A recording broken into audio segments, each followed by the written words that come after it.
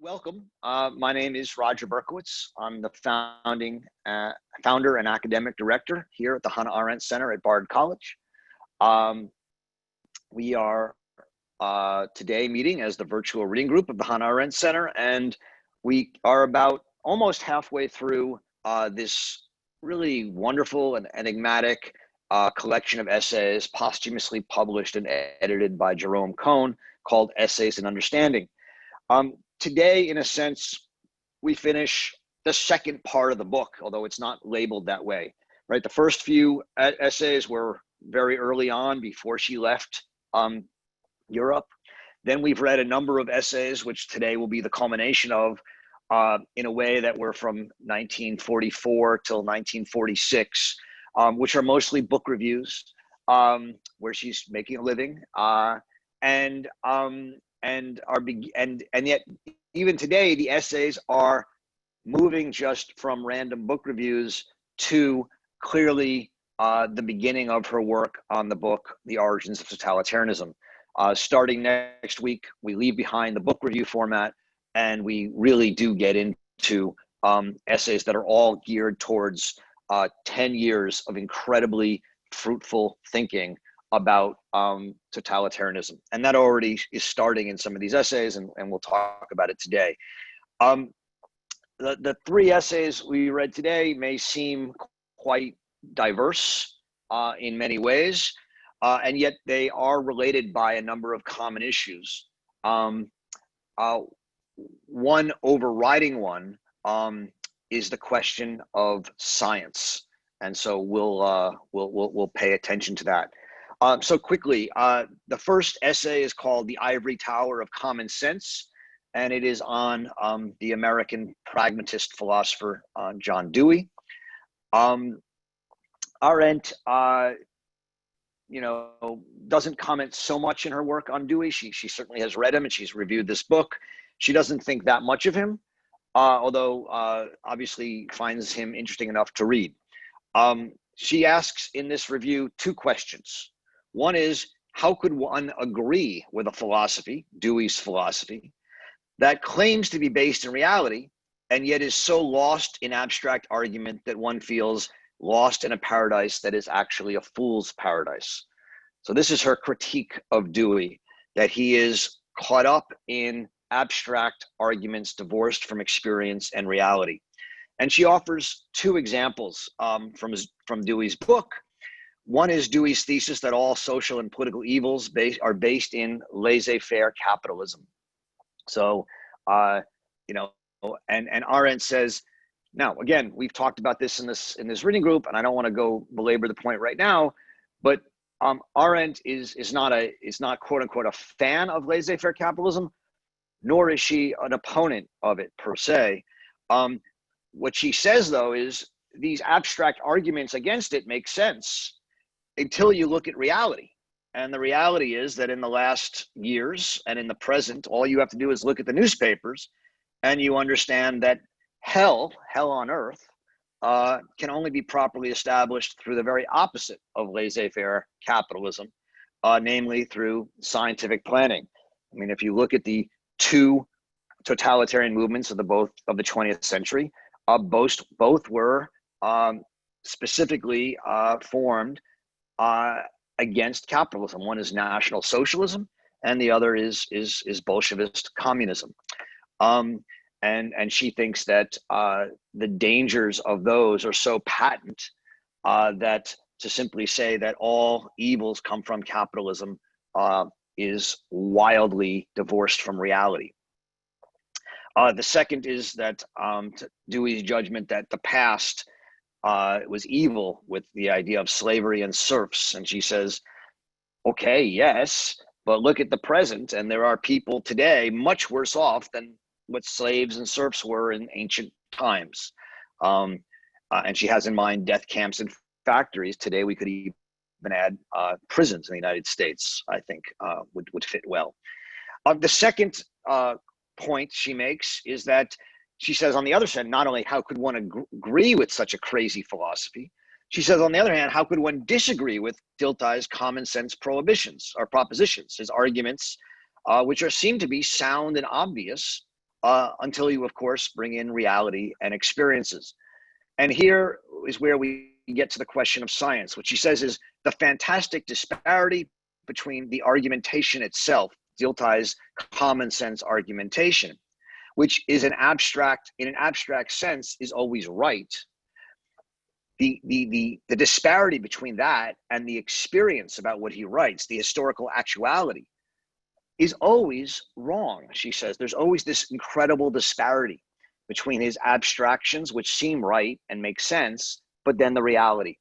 And the reason for this, she says, is that Dilthey tries to bring science to bear on man, on humanity.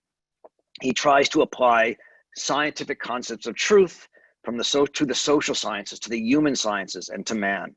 And while this may be humanistic in intention to sort of make man better, the problem is that it is an attempt to make man better. It therefore is inhuman. It actually attacks the very essence of human fallibility. And in this attempt to form man's attitudes, to fit him to a scientifically controlled world, to educate him, this kind of philosophical thinking is deeply inhuman. And so here you get a critique of his sort of social science approach to man. The second essay, The Image of Hell, is a review of two books. It's a little bit complicated. I'll just say a few things about it. The first book she reviews is The Black Book, which is a bill of indictment against the Nazis, published by the World Jewish Congress.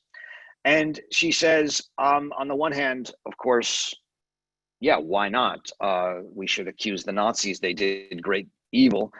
And yet she makes a distinction here between facts and political purposes. And she says there are a number of facts in the book that are worth paying attention to, right? 6 million Jews are killed. There's an accumulated terror that reduces Jews. And she says, by the way, other groups, gypsies and others, to the lowest common denominator of organic life, like cattle or things. And then the main point she wants to make is that there's a monstrous equality. There's a monstrous equality made about all Jews and all gypsies and all homosexuals and all of these groups. And that this monstrous equality is what she calls the image of hell, right? Those are facts as she sees it. Then she says there's political purpose. And the political purpose of this book was not to just let us know the facts. It was to make a claim that the Jews were innocent victims and the Nazis were universally guilty and absolutely guilty. And she says this attempt to make this political argument, to say the Nazis are guilty, the Jews are innocent, destroys our capacity to comprehend what happened. And this is where, Arendt, to me, break down the essence of Hannah Arendt. What is Hannah Arendt about? To think what we are doing, to comprehend, to understand. And what she says is this oversimplification prevents understanding. And what it does, actually, she says, is it's counterproductive. Because if we accuse the Germans of absolute guilt, we fail. She says totalitarian propaganda, to say that someone is absolutely guilty, a group is absolutely guilty, you can't just lie. Lying is not enough. You need to fabricate reality. So if the Germans want to say that the Jews are absolutely guilty, they have to not just say the Jews are bad or greedy or subhuman, they have to make them subhuman. And that they have to do so by depriving them of property, putting them in camps, and making them look like cattle. But she says, today, those accusing the Germans lack the capacity to do this, the capacity to change reality. And without such power, without the means of fabricating a false reality, the propaganda, namely that all Germans are absolutely guilty, it sounds unconvincing. And as unconvincing, it actually can be counterproductive in that it then makes people say, well, maybe this whole accusation is not good enough. Think about the we've talked about this. Think about the attempts to say that whiteness today is absolutely guilty.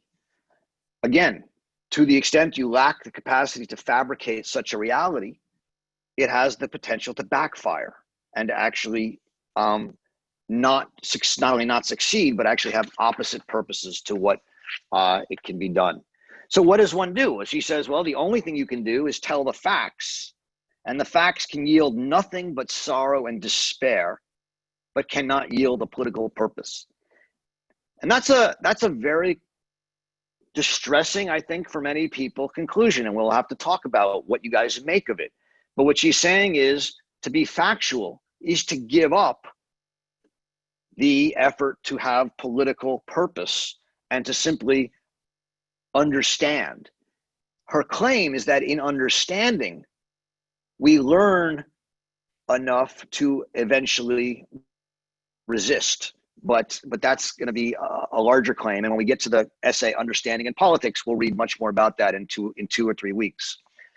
The second book on Hitler's Professors by Max Weinreich, I'm going to skip most of that. I'll just bring up the one part of it at the end that I thought was incredibly important for what we're doing, where she says that one of the most horrible aspects of contemporary terror is what its ultimate aim is, that whatever its ultimate aims, whether it's killing and exterminating Jews or exterminating the bourgeoisie or whatever that aim is, it appears invariably, she says, as the inevitable logical conclusion of some ideology or theory. This is on page 203. As a result, the core of terror is scientificality, not science, because science is a hypothesis that can be proven or disproven. Scientificality, she says, is the common feature of all totalitarian regimes. And what scientificality means is the, quote, purely man-made power, mainly destructive, is dressed in the clothes of some superior, superhuman sanction from which it derives its absolute, not to be questioned force. And that's an important distinction to make. So we can always come back to that and discuss. The last essay on the nation is again about a book, J.T. Delos's book from 1944. Arendt published this not in a popular journal like Commentary or The Nation, like the first two, but in an academic journal, The Review of Politics, in 1946. And this is an essay that is very much a lot of the early thinking that led to part 2 of The Origins of Totalitarianism on imperialism, especially chapter 9 on the decline of the nation state. A few things to point out. Again, Arendt's focus on terminology, her insistence that we distinguish between peoples, races, and nations. Her insistence that we distinguish between nationalism, patriotism, and imperialism. This is something Arendt does often. Why? And is it silly? Is it silly to sort of say we need clear definitions, right? So some people say, well, look, these clear definitions are always arbitrary. What does it really mean to say races or nations? We use these things in confused ways. And Arendt says, no, you have to actually know what you're talking about. You have to actually define your terms. And, the terms themselves may be arbitrary, but we need to actually think clearly. And this is an attempt to think clearly. So what is she trying to say here? She makes a distinction between nation, races, states, and peoples. Races, she says, are classifications based on physical and biological standards, which artificially unite people, regardless of their social and communal links. So races say all Aryans, or all Jews, or all whites, or all blacks, or in communism, the proletariat, are all, in a sense, united, and artificially united.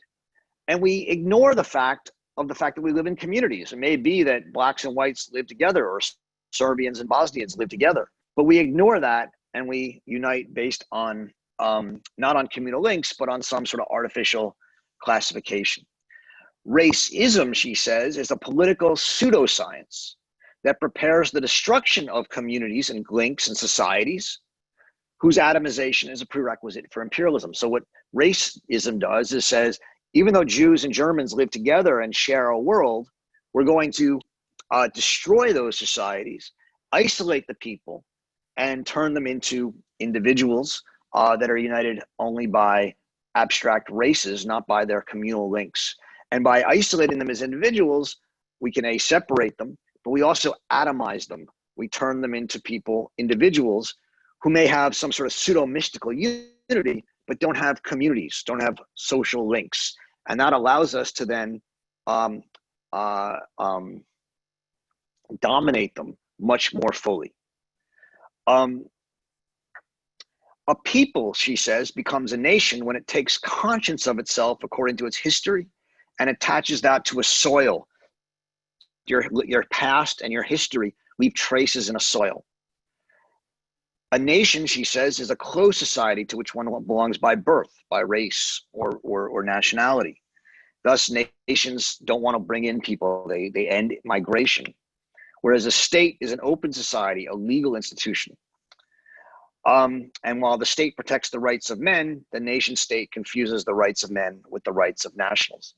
So someone might say, oh my God, this is incredibly nitpicky and confusing. But for Arendt, it matters deeply, because the great problem of the modern age is that these states were nation states, and that there's a fundamental contradiction between the state, which treats everyone equally as a citizen, and the nation, which says that the nationals have more rights than the non-national citizens. And this leads, she says, to the conquest of the state by the nation, that the nation wins. And when that happens, it transforms the state into an instrument of the nation. And this leads to imperialism, because you have then a state which treats everyone equally, that can expand and has power, but it's driven by a nation. And the way you have to do that is expand, but then expel or kill all the people, or make second-class citizens all the people who are not part of the nation state. She ends it with a refrain that we've become quite familiar with, which is that the only way to meet the dual needs of the growing unity of national consciousness on the one hand, and the growing unity of a state on the other, is the idea of federalism, or a federation. Within a federated structure, she says, you can make individual nations, but then all living within a state where people are treated equally as a state. And this becomes, as we've talked about a number of times in recent weeks and months, an idea that is constantly attractive to Hannah Arendt. She starts talking about it early in the 1940s, and it becomes one of the main ideas of her last full book on revolution in 1963. She never fully develops it, but it is clearly, in many ways, the one positive political principle that that is in some ways compels her imagination for much of her life. Okay, I'm gonna stop there for now, and I'm gonna start with a question in the chat, because it's a question that's based on the text, and I appreciate that, as I said at the beginning. Stephen Greenleaf writes, Stephen, do you want to read what you wrote, or you want me to read it? I don't know if you can unmute yourself. Go ahead. Yeah, you can read it as well or better than I can. Okay, so Stephen asks a question about a quote, which, if you have the book, is on page, it's from the essay, The Image of Hell. It's on page 198 in the book. And if you're reading on a Kindle, it's in the 4th or 5th full paragraph that begins, beyond the capacities of human comprehension.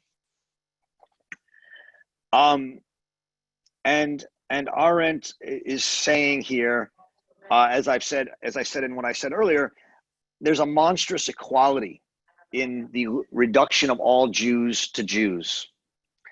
And in that monstrous equality, she says there's an image of hell.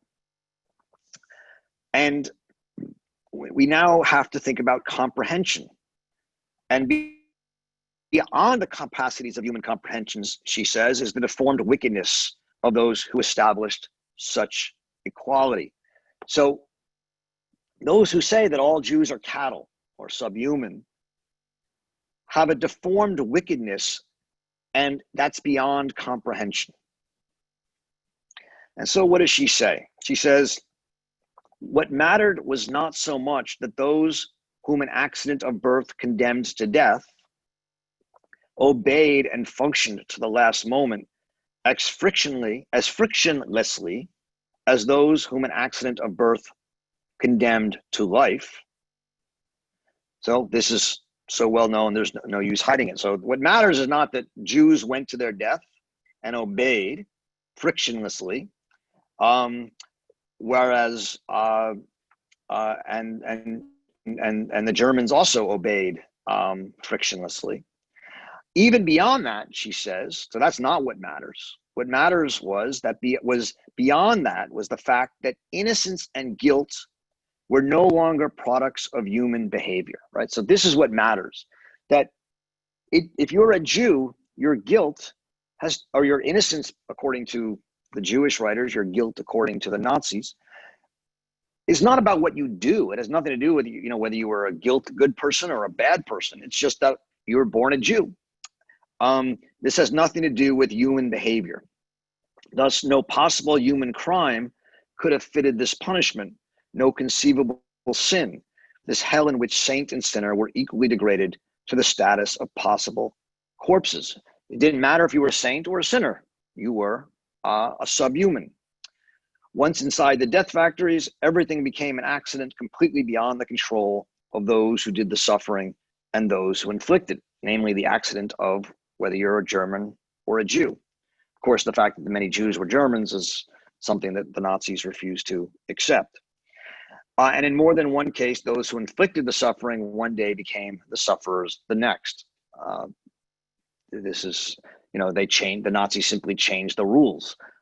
Some days half Germans or half Jews could be innocents, and then they would be guilty. So that's, what she's saying here is that we have to understand the monstrousness of this hell, which makes everybody equal and does away with all other distinctions, nuances, and this monstrous reduction of people to simply either fully guilty or fully innocent is for her makes it impossible to actually understand what happened. She says in the next paragraph, human history has no more difficult story to tell. You can't just simplify it like this. We have to get into much more difficult questions. And she's accusing the World Jewish Congress in their indictment of the Nazis of telling a much too simplistic story. And in doing so, she says, it becomes unbelievable. Not all Jews were fully innocent. Not all Germans were fully guilty. And if you try and say that, she says, the result is that the story becomes unconvincing. And that's the overarching argument she's making. So, Stephen, you want to, was there a reason you wanted to focus on that particular question? You have to unmute yourself, Stephen. Yeah. Well, actually, I made a note that it was the last sentence, but I think it was the next to the last sentence. She almost seems to be hinting at some level of equality between Germans and Jews as they are grouped together. And that seems to me, maybe it foreshadows things that she wrote especially in her Eichmann book, that created a storm of controversy. And I wonder if this is an accurate perception on my part, that there is a line of thought that she began, at least for us, with this essay and that continued into Eichmann, or was there, or am I imagining that a similarity between the two works. Well, I don't think she's. I mean, I don't think she's saying that the Germans and the Jews were treated equally by a long shot. No. I think she is saying, and this is right, that what the Germans did to the Jews, which is treat them as monstrously equal, the World Jewish Congress, to a certain extent, is doing to the Germans, treating them as monstrously equal. That doesn't mean that the guilt of the guilt of the Germans and the Nazis and the guilt of the World Jewish Congress is the same guilt. It's not. Obviously, the guilt of the Nazis is much worse on a level of magnitude than what the World Jewish Congress is doing to the Nazis. Right, but certainly she says that, and it's always been consistent. But she wrote, once inside the death factories, everything became an accident, completely beyond the control of those who did the suffering and those who inflicted it. That to me is a pretty bold statement on her, and seems to, I mean, maybe it's just implicitly saying that there were those who were literally simply taking orders at the lowest level of the organization, as opposed to the Eichmanns and Himmlers at the top, and that we should be making a distinction between those persons and judging them individually as to their culpability in this action. Right. It's a good point. And if you go back to her essay that we read a couple of weeks ago, Organized Guilt and Universal Responsibility, and this quote is on page 127 of Essays in Understanding. She quotes this interview taken by Raymond Davies of a German guard in one of the camps, and question: did you kill the people in the camp? Answer: yes. Question: did you poison them with gas? Answer: yes. Question: did you bury them alive? Answer: it sometimes happened. Question: were the victims picked from all over Europe? Answer: I suppose so. Question: did you personally help kill people? Answer: absolutely not. I was only paymaster in the camp. What did you think about what was going on? Answer: it was bad at first. We got used to it. Question: do you know why the Russians will hang you? Answer, bursting into tears: why should they? What have I done? Now, again, I think she will make a distinction, Stephen, between a paymaster and someone who's actually shooting or gassing people. Whether one should or not is an interesting question. We can talk about that. But what she wants to say is she thinks they're both guilty, but for different reasons and in different ways. And but what she's saying is that in some way, it's an accident that this paymaster is on one side rather than the other. That's, I think, what she's saying. Yeah. Well, I mean, I accept that. That makes a lot of sense to me. I mean, she's certainly upholding the Western legal tradition in distinguishing between degrees of culpability. And that's an important point. And the arbitrariness of some, schmuck at the bottom of the heap who's, the paymaster and happens to be assigned to a death camp. I think that makes a lot of sense to me. Okay. Good. I see. I'm going to get to the questions in a little bit. I just want to. There's a question about whether we can substitute imperialism with colonialism. And that's an important question. What's the difference between colonialism and imperialism?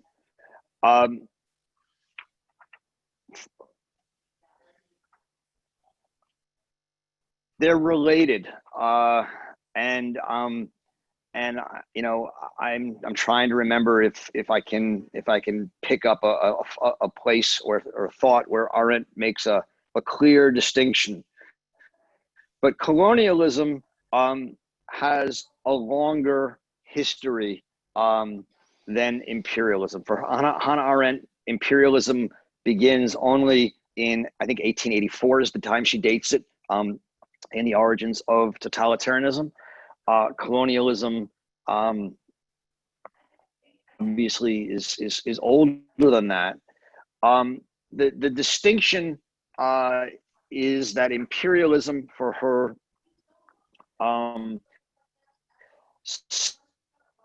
seeks to extend bureaucratic rule over a people, that and in a way that doesn't bring them, well, in true empire form. So for her, the essence of imperialism is a Roman imperialism, and the one of the distinctions of Rome as an empire is that when it conquered a people, it then applied Roman law to the people, and so it brought them within the Roman Empire. Modern imperialism didn't do that to the same extent, and the reason it didn't, Arendt argues, is because modern imperialism was a mishmash.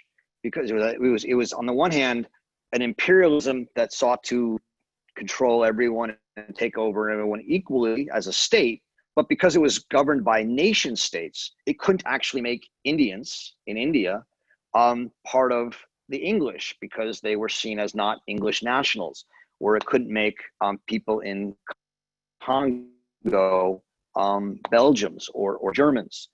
And so the result is that you had to actually treat them as second-class sort of citizens and administer them through an administrative bureaucracy. And so in many ways, this kind of imperialism is like colonialism. For Arendt, the essence, it allows the nation state, which is the nation is supposed to be a limited entity, to grow and bases itself on the destruction of political, social, communal limits. Bill, is that an accept? I don't know exactly where you're going with the question, but I think it's a good question. Yes, I'm wrestling with, and I'm trying to stay with Hannah Arendt as she is, as opposed to Hannah Arendt as being, well, let me just cut to a chase. I have difficulty right now understanding, could Hannah Arendt really know what it was like to be a slave?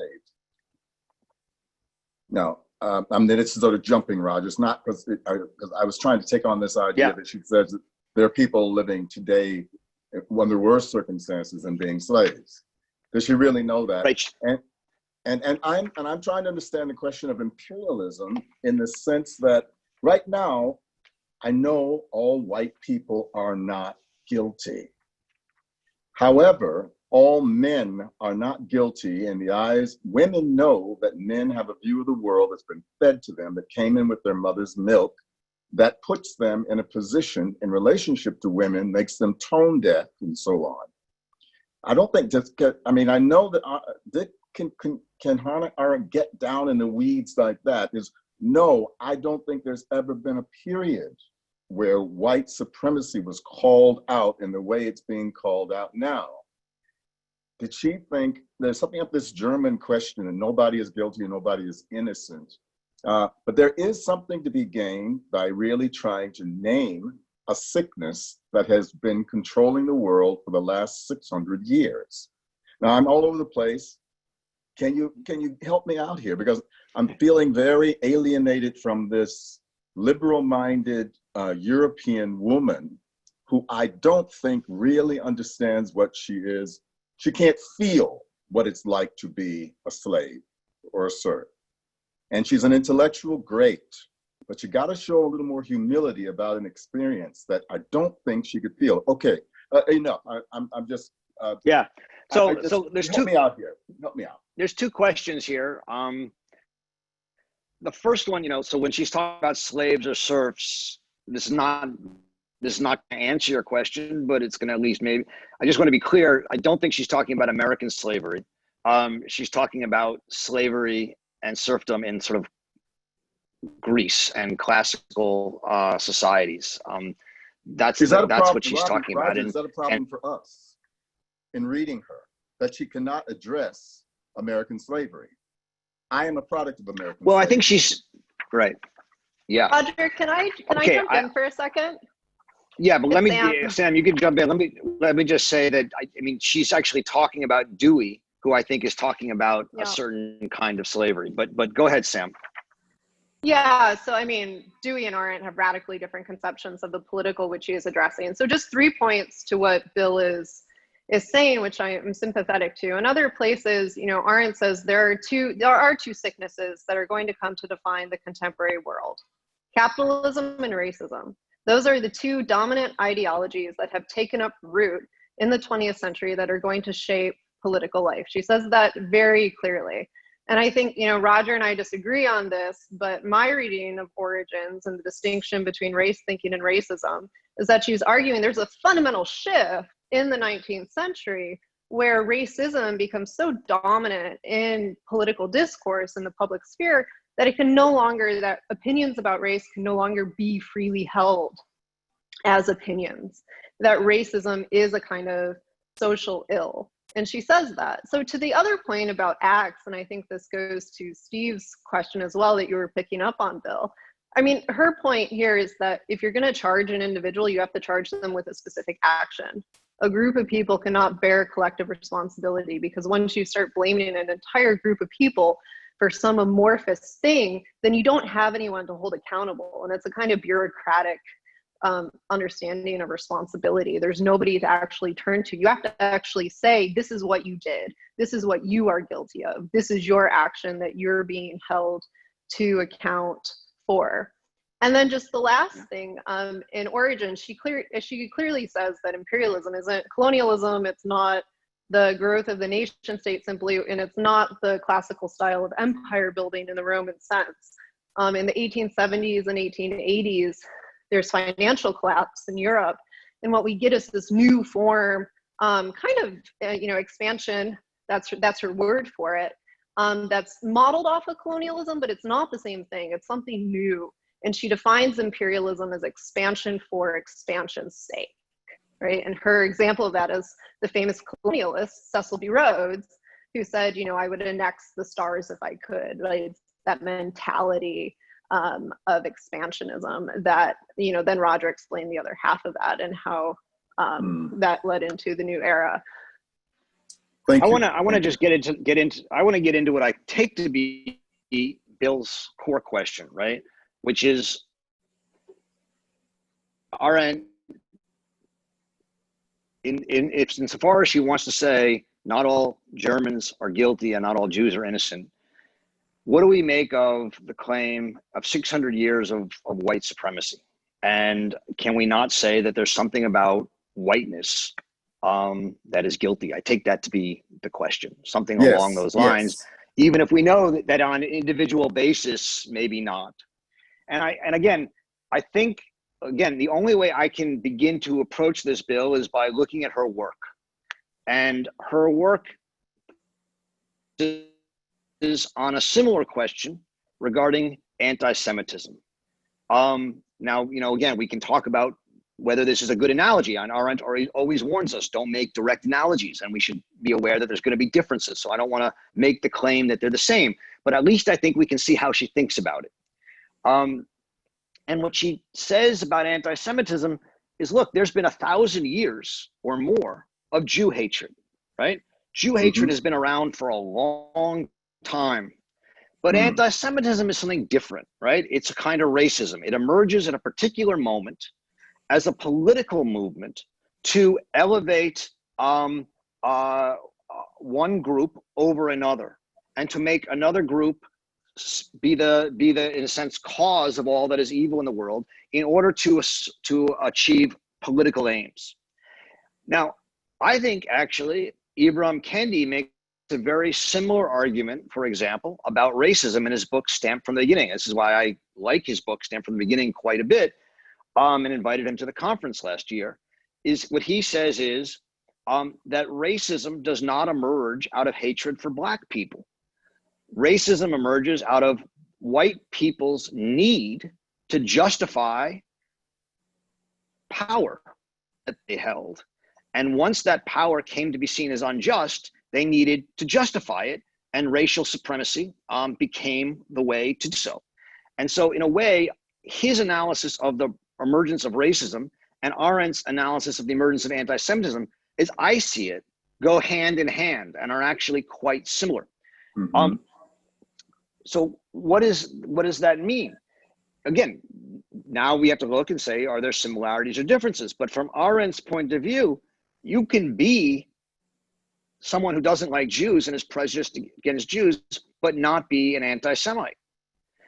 And you know, in the sense of an ideologue, you can not like Jews and not want to go to the same country club with them, but not think that they're lesser or that they should be, you know, killed. You can just say, I don't want to hang out with them. And I think now the question is, and this is the, you know, can you be someone who says, you know, I have prejudices against Black people, but I think they should have equal rights, and I think they should have the right to live in the neighborhood, and I think they should be able to do whatever. Am I a racist? That's the kind of question that I think Arendt asks us to hold. And what she says is, what makes you an evil person or a guilty person is not having prejudices. It's being racist. And that's the distinction she's offering to us. We can reject it, right? I'm perfectly, you know, when I bring this distinction up because I think it's a meaningful distinction. Some people agree and some people tell me they don't think it is. And that's an interesting, we can have that discussion. But she at least brings up a distinction that most people in our discourse don't see. And one that we can then, we can decide whether it's worth continuing down that road.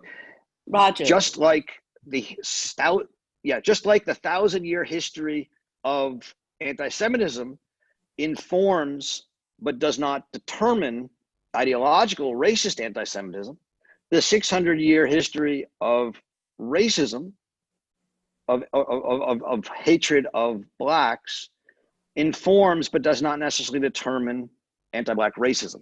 That would be, I think, the claim. Yes, Susan. I don't know. I mean, I'm bothered by saying that I can be, quote, prejudiced against all Black people or all Jewish people or all Catholic people, and that being just a judgment, a personal judgment.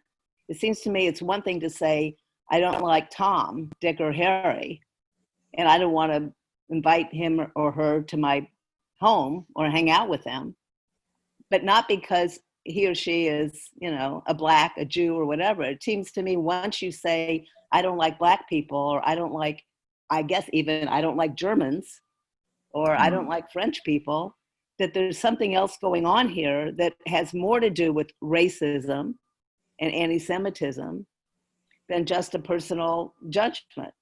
Mm-hmm. And that's what really, I mean, I feel like her splitting of hairs is a little too fine for me on that.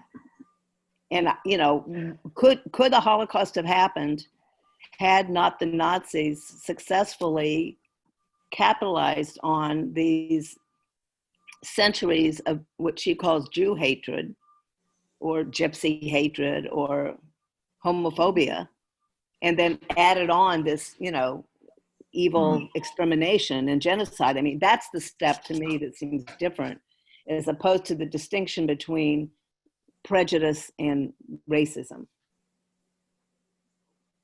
I think an important distinction between anti-Semitism and racism is that a lot of the Jew hatred has a religious basis. And it's unclear, you know, and so, you know, it's there. What's the basis that's not, you know, what's the basis for racism that's not racism, that's not an ideological distinction? And I think that's a harder, and that's I think one of the differences between anti-Semitism and racism. Well, I mean, as I've thought about these issues. Well, you could say it's a matter of caste. It's a matter of caste, number one. Or as the Fields say in their book, it is a fantasy. It's like witchcraft.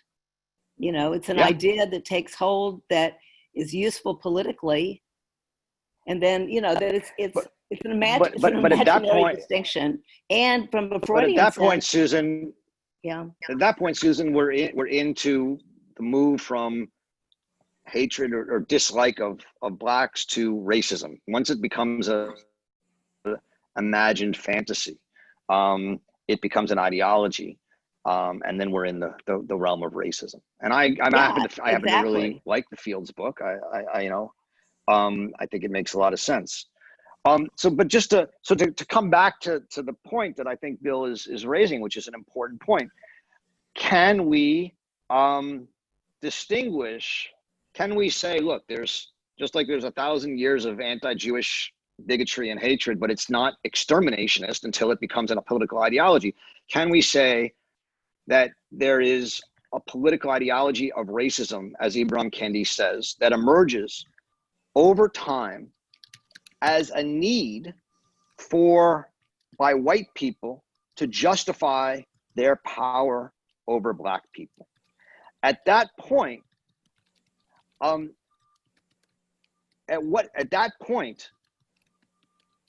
what makes a white person guilty or innocent, right? So Kendi's view, right, to just lay it out as far as I understand Kendi's view,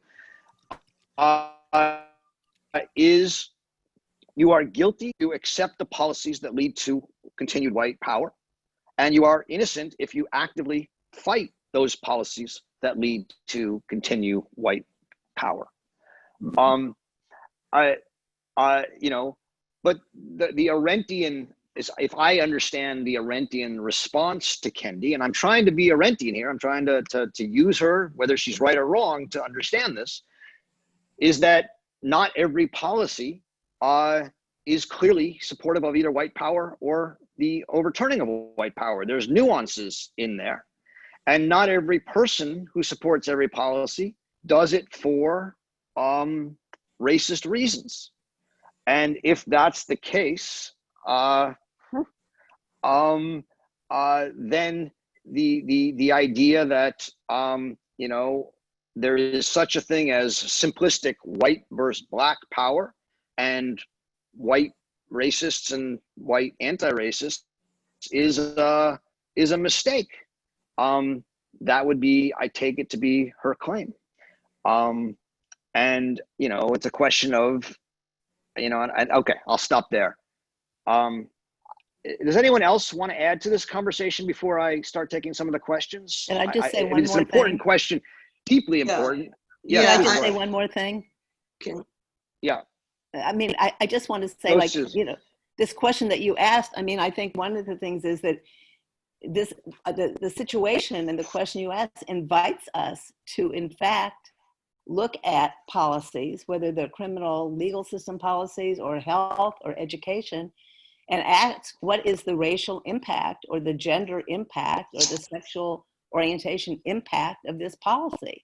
Maybe we are so accustomed to racist or sexist impacts of policies that we are participating in and benefiting from that we're not really aware. So in some ways we're sort of blind / innocent, although we're grown up. So we have to ask that question, that's all. But I mean, I just think we have to become more conscious of the impact of things that seem like everyday policy or everyday practices that we live with, that in fact are injurious. Yeah. That's I think that's about it. In a utopia, can I say something? In a utopia, yes, please. Yeah. In a utopian world, we will have no prejudice against any category of people, whether it's race, gender, whatever. But this is not humanity. Our thought process is such that we like to generalize personal experience, individual experiences into drawers, into paradigms that are inclusive of everybody. However, I think her, and I think that her distinction is very important. a Polish woman that was invited many times by Israel to get honors for saving Jews while risking her life during the war, admitted that she had a lot of prejudice about Jews. She thought that they are smelly and they are conniving. But when she heard about the final solution about terminating, she was shocked that wouldn't allow her conscience. So she ended up being one of those righteous Gentiles, as they call them. So yeah, there is a difference between recognizing that all humans are the same and have equal rights, and yet you have preference. You may dislike a certain category. I mean, of course, education is best, and we, enlightened people try to get rid of those prejudices, but we will never be able to completely yank them out.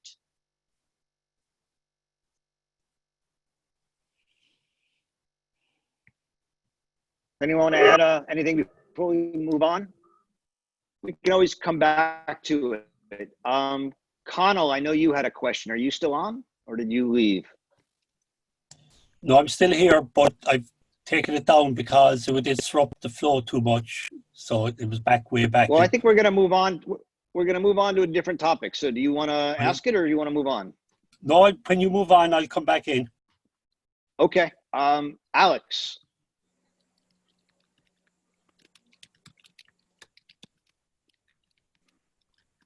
Hey, can you hear me? Alex? Yes. Yes. Hi, Roger. Sorry, I'm just looking for my question. I was looking for a different quote during the last discussion. So my question was from page 204. Great. I appreciate in that. the discussion of nationality and whether, so the quote was, this scientificality is indeed the common feature of all the totalitarian regimes of our time. And I know that in some of Arendt's other work, she's expanded that and talked about Eric Vogelin's work on scientism. And I was wondering if you know whether she was drawing on that totalitarianism directly comes out of the sort of like misplaced priority that we put on naively understood science, or whether she sees that as different. Yeah, I think she's making a distinction here between science and ideology. It's a distinction she makes in numerous books and numerous places, or science and pseudoscience. So the distinction is that for her, science is a process of thinking that brings hypotheses into question and sees if they can be proven or not. And that's in the natural sciences. That's how science works. The problem in the social sciences is that you can't really prove scientific hypotheses because you can only sort of test on humans, and humans are fallible, free creatures. And so on one hand, there's just basic scientism, which is the critique of fundamental social science by someone like John Dewey. And by the way, I realize I said earlier Dilthey when I was referring to Dewey. I'm sorry about that. But John Dewey and other social scientists, by the way, Dilthey also is a social scientist like this, who argue that we can actually create scientific knowledge about humans. Arendt simply doesn't think that that can work. She thinks that humans, because we're free, can always act differently. And the way social science works is it always uses a bell curve, and it cuts off, the parts that it doesn't like. And it says, oh, here's the normal. And it normalizes man, and it seeks to, and that's always a political project for her, not a scientific project. Then there's science, there's scientism of social science. And then there's even further ideology, which doesn't even really care about science. It simply uses scientific language and arguments to support For some political purpose. A political purpose. So, for example, the two that she talks most about are communism and racism, right? And she says, you know, the Germans didn't have any use for good scientists and good social scientists. What they wanted were simply the vocabulary of insofar as they scientism. could be good Nazis. Yeah. Okay. Exactly. So you want to say it is Darwinian nature that the strong will win and the weak will fail, and social Darwinism says that the two great competitors for world domination are the Jews and the Germans, and are the Aryans and the Jews. And in order to show that the Jews are actually going to fall and are weak in comparison to the Germans, you have to destroy them. And that's Nazi ideology. In communist Stalinist ideology, there's a competition between the classes, and the only way, and instead of nature, history shows that the winning class will be the great class, and the proletariat are going to win. So we have to destroy the bourgeoisie. Those are her examples that she uses over and over again, and uses it again in the essay we read today on the Nation. I mean, I'm sorry, on Image of Hell, where she talks about the selection, the danger. Black Exactly. Exactly. All right. Is that your question? Is that good, Alex? Yeah. No, that was good. Thank you. Great. Susan, you're up. So I think I've come up with this before, but this whole issue of sovereignty and what she seems to be saying about it, I'm just not sure. She says on page 208, 209, the conquest of the state through the nation started with the declaration of the sovereignty of the nation. This was the first step transforming the state into an instrument of the nation, so forth. So I don't understand how sovereignty plays into that, or what the problem is. Thanks. Thanks, Susan. This goes to the question of imperialism as well that we were talking about earlier. But basically, the point is that she says here, the conquest of the state. So we again have to keep, this is where Arendt can be a little bit frustrating for some, but also I think illuminating for others. But the conquest of the state. So I'll rephrase that. The conquest of the legal entity that treats all citizens in a territory as equal by the nation or through the nation, namely the idea that a certain race or people over time is created and is tied to a particular plot of land or soil, starts with the declaration of the sovereignty of the nation, not the state, right? And so when the German nation or the English nation declares sovereignty, not as a state, but as a nation, the state then becomes simply a servant of the nation, and therefore the state, which has a power system, which is supposed to treat everyone equally, begins to then be corrupted and seeks to treat the national majority or the national people, whether it's a majority or a minority, as a first-class citizen and everyone else as a second-class citizen. And this is what can lead to first imperialism, not of the Roman kind, as Sam and I have been talking about, but of the modern kind, a kind of bureaucratic administration of second-class peoples, which can then lead to totalitarian forms of nationalism, in which all laws and legal institutions of the state are interpreted as a means for the welfare of the nation, not of the state, and therefore just of the national people, not of all the people. Does that help answer your question? That does. I guess I think about the Native American sovereignty of their territories, and that seems to be an important positive thing. So I'm not sure how that would compare to what you're talking about.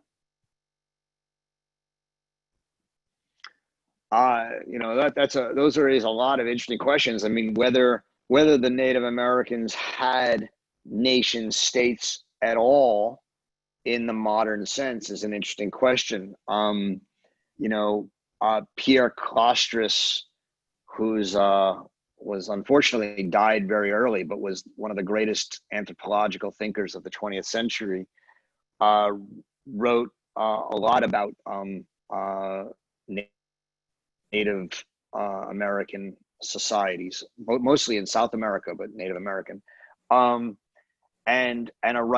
wrote about how they were, in their essence, non-state.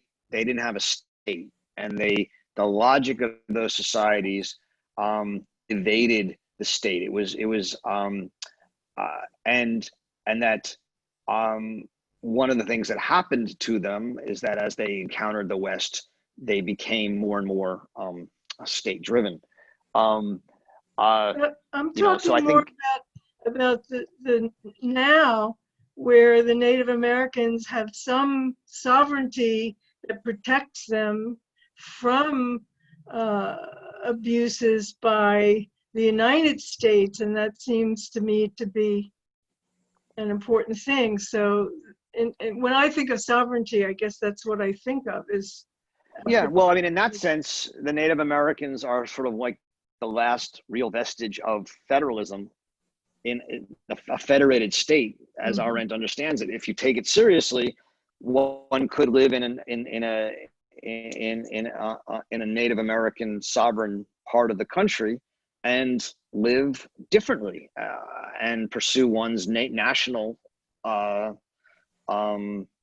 ambitions, while also participating as a citizen of the state of the United States.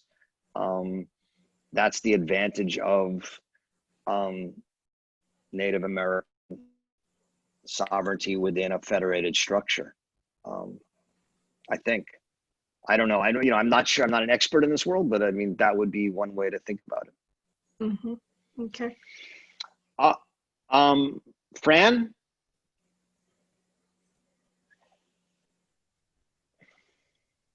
Hi. Fran, my question is from the image of hell. It's somewhere in the middle of the text, and I want to quote this one sentence. It is as necessary to punish the guilty as it is to remember that there is no punishment that could fit their crimes. So my question is, that seems to be quite a defeat. Also, when she says for Göring, the death penalty is almost like a joke. And I was wondering if she talks somewhere in a different place or somewhere in her work about revenge, or if that's not a political tool or something she would consider as a form of different punishment. Yeah, she does. In the, I think it's in the last chapter of Eichmann in Jerusalem. It might be in the penultimate chapter.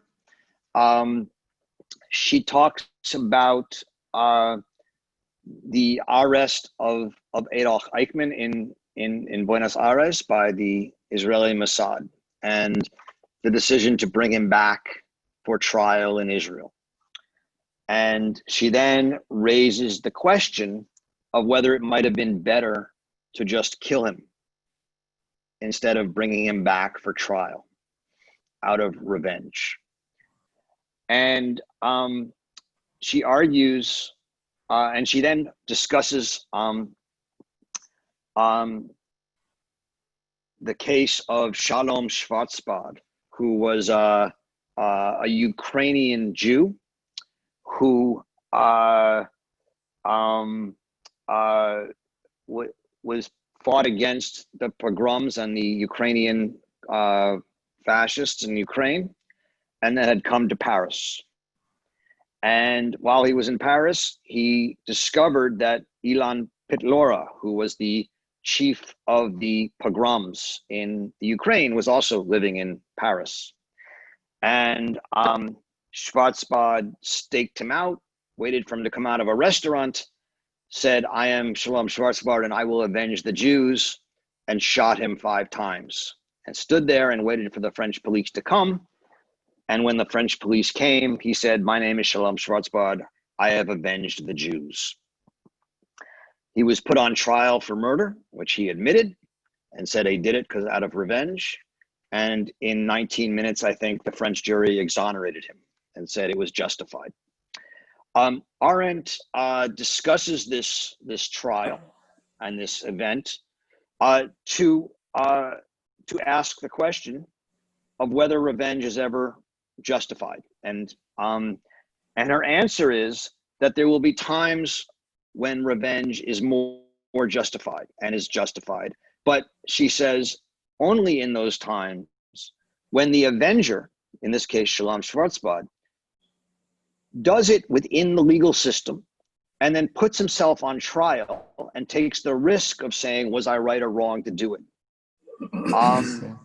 And she says, when there is that system and when the avenger does that and then asks a jury, tell me, was I right or wrong? And the jury can say right or wrong. In that case, she says, revenge may be more just than bringing him back to Israel for a trial. I actually have I have a paper that I published on this from an Arendtian perspective a number of years ago. You can check it out if you're interested in it. But I think she takes revenge quite seriously. She also says in the Eichmann book that in the end, the reason Eichmann had to be killed in Israel after the trial was not out of criminal law, right? She says the same thing about Eichmann as she says about Göring here. There's no just punishment for him. She said the earth cries out for justice in the old style of revenge. So she takes revenge seriously. I would argue, though, in the end, she herself makes her judgment about Eichmann not on the question of revenge, but on what she calls reconciliation. The idea that in order for us to reestablish a common world after such a horrific crime as Nazism and genocide and the final solution, we needed actually to be able to say there are certain people who can no longer share the world with us. And we need to kill them, not because they are legally guilty, but because we can't reaffirm and reconstitute and reconcile ourselves to a common world that we share with each other unless we expel these people from that world. And that's, I think, what lies behind her judgment of Eichmann. So what she actually says in my reading of the Eichmann book is revenge would have been preferable to the legal decision, but reconciliation is preferable to both revenge and to the legal system. That's my reading of the text. I guarantee you that most Arendtians are not going to agree with me on that. But I am trying to at least lay out the different possibilities for you, and you can make your own judgments.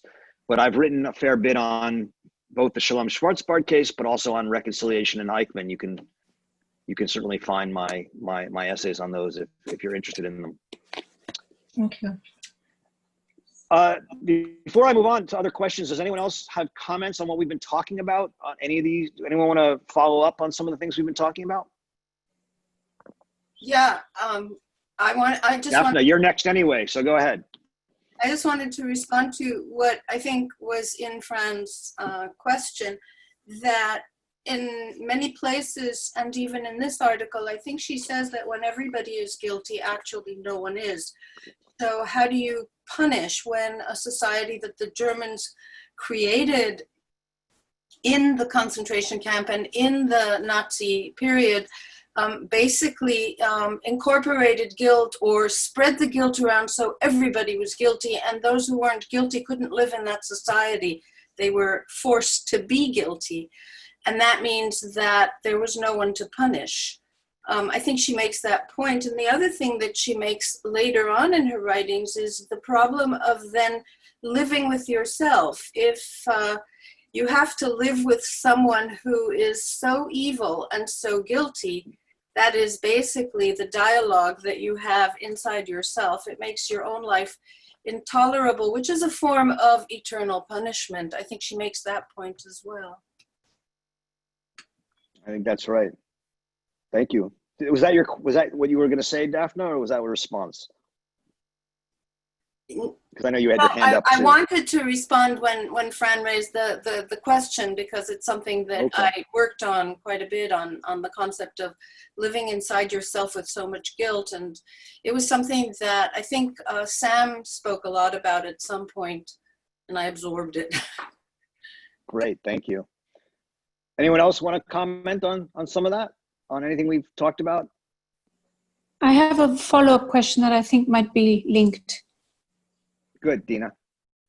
I was wondering what Arendt's views are on reparations as an option, if that is an option. It seems to me that probably no, in her view, as a form of whether or not that's a form of justice, and also whether or not efforts at reconciliation, such as in South Africa, are conceivable. Well, that's an interesting question, Dina, because I don't know I don't know if you know this, but Arendt applied for and received reparations from the German government. She actually, I don't remember the year she started getting it, but for much of her life in the United States, she received a check every year from the German government as reparations for her loss of career in Germany. So the argument was that she made the case in her application that if she had stayed in Germany, she would have completed her habilitation and been a German professor and had a certain salary. And so she made that case and received reparations her whole life, as far as I understand it. Samantha, am I correct on all of that? Do you want to add to that? Yeah, I mean, that's basically right. She received reparations beginning at two separate points in her life, and she applied for aid through certain Jewish refugee organizations when she initially arrived in the United States. And then it wasn't actually till quite later in her life, in the 1960s, that she started getting the reparation benefits from Germany that you're talking about. And that was quite an arduous process. So she had initially applied for it, I think, almost 15 years prior to when it was actually reviewed and processed and distributed. She had gone through the initial phase of application in the 1950s when she, I think, on her second return trip to Germany. But she wrote a letter to Jaspers when, I can't remember the exact date, she says, I guess I can finally say I'm rich now. And it was when the earlier time when she started getting the initial payments was when they were able to finally afford a larger apartment and move. They left Harlem and moved to the Upper West Side. And so I think that there's a distinction to be made, Dina, that is relevant to your question. I mean, Arendt made her reparation request on specific grounds, again, if I remember this correctly, of her situation, right? That she was going to earn a certain amount of money, and that having been deprived of that, she was deprived of money and she deserves reparations. She was of the generation that was impacted, in the reparations debate today, I think there's a different question of whether everyone should get it. How many generations should it be? I think there's also interesting questions, and I think difficult questions that people don't want to talk about should you get it? Do you have to prove that you were actually descended from enslaved forebears, or is anyone who's lived in the United States for a certain amount of time? I mean, these are all important questions in the reparations debate. I think your instinct is right, Dina, that she might be skeptical of an overarching reparations argument, but she's certainly not against reparations in principle. And I think that's an important distinction to make. Can I ask a question to Connell, because he's at the Keynes Center? Did Hannah Arendt have any, or do you know if she had any appreciation for Keynes economics? I won't pretend to be an expert on that. I think she had contempt for economics anyway, which Roger has indicated a few times. I've no idea if herself and Keynes crossed paths. That's an interesting one. Sorry to be so useless on that.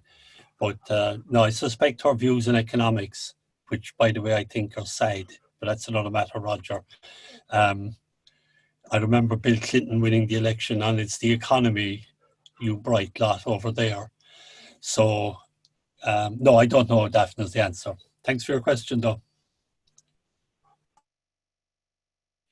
Connell, did you want to ask the question you had earlier? Sorry, could I just add there, Roger? Of course, remember that Arendt was very young. We're reading her young stuff. Keynes died in 1946. So I think she has made some comments like on some government policy stuff, but nothing substantial. My question, Roger, was back to, I don't know, I don't want to interrupt the flow because it's nice to have a flow for a change in the last few weeks. We haven't had it. But it was about pragmatism, because previously you had mentioned, will I go on about it? Go on about it. Yeah, we have about 5 minutes. We have about 10 minutes left. So let's talk a little bit about pragmatism. Well, you mentioned before we'd come back to pragmatism, so I want to hold it to you. I think Hannah Arendt seems to have a sort of ambiguous, I don't know, I'm not an expert enough in all this, and I'm not interested in arguments with philosophers and philosophy, but she seems to have a certain disdain for pragmatism. And I think it comes out in the Dewey essay, which I'm not an expert in Dewey. I've read a bit of him, but I don't recognize her Dewey, even from that book, which I've looked at. So would you say something about her general attitude to pragmatism, given that she likes arguing with philosophers and philosophy? There's something going on about pragmatism for her, I think. It's a great question, Connell, and I'm hesitant only because I'm not sure I'm fully qualified. I mean, I think you're right. I can say this, that she has a somewhat mixed and, I guess in some degree, slightly negative view of pragmatism, but I don't think I know enough to say much about why.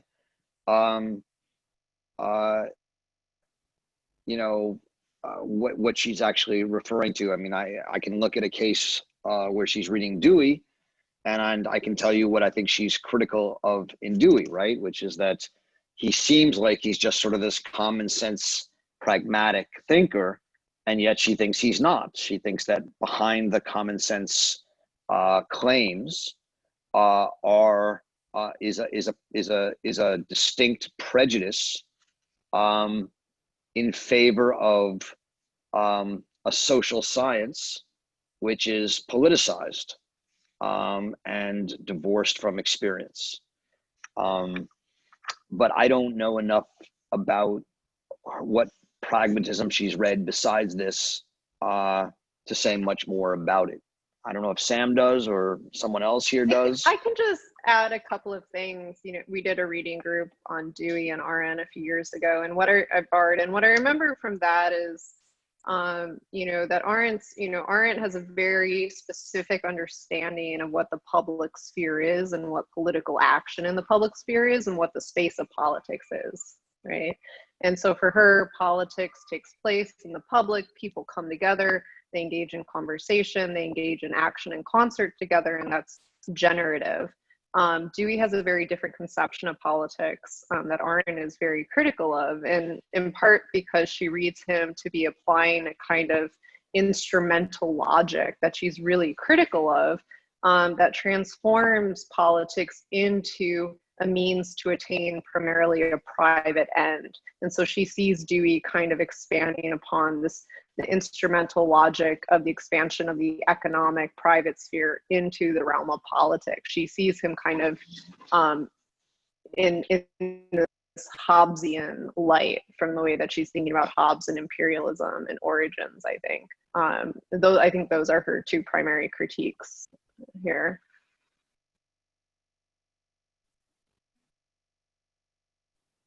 Great. Could I just Thank add you. there a minute, Roger? I think one of the things that makes Dewey attractive, but probably naive, as I just see in the chat, is that he has a view of democracy as a way of living. And I'm not sure that what Sam seems to be saying about Arendt's view of politics and all could possibly be the source of why she doesn't like the pragmatists in general, and maybe Dewey in particular, because of this political position, whatever you want to call it, space or whatever, but the idea that we should embrace individually in our conduct every day, democracy as a way of living. It sounds good, it sounds nice, it's probably naive, it's unrealistic perhaps and all, but that's a different debate. It may be that Arendt isn't really that democratic, and Dewey is. I think for Arendt, political action so for Arendt, political action happens when people spontaneously come together in the public sphere and generate power in politics. For Dewey, political action is always a means to attain an end. And it can be a democratic end, but it's just a very different conception of what it means to actually engage in political action in the public sphere. And Arendt consistently throughout her writing is critical of any kinds of means, ends, logic.